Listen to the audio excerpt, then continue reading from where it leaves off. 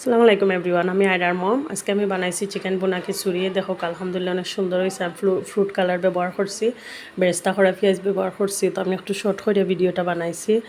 আমার বাড়ির উঠানে একটা চুলা বানাইয়া ইট দিয়ে চুলা বানাইছি, তারপরে বোনা খিচুড়িটা বানাইছি। অনেক সুন্দর হয়েছে, জোর হয়েছে, খাইতে অনেক মজা হয়েছে আলহামদুলিল্লাহ। তো আমি কিলা বানাইছি আপনার লগে শেয়ার করা। আমি নিচ্ছি 4 কেজি পরিমাণ চাউল। 4 কেজি পরিমাণ চাউলের লগে আমি দিছি 2 কেজি পরিমাণ ব্রয়লার মুরগির লবণ দিছি, আর মরিচের গুঁড়া, বাখরের গুঁড়া, হলুদের গুঁড়া, পাঁচফোড়নের গুঁড়া।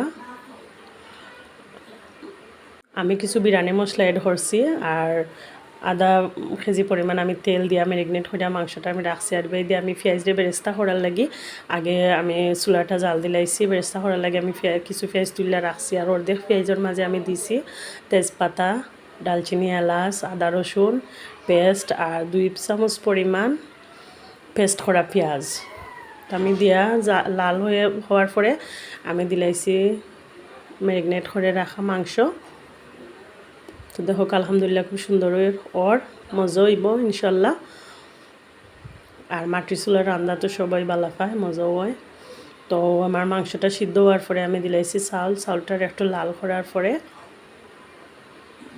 আমি দিছিলাম পরিমাণ মতো পানি। আমি আমার আন্দাজ করিয়া কিছু পানি দিলাই যাতে সুন্দর হইয়া ফুটি যায়। আমি দিছি কাঁচামরিচ।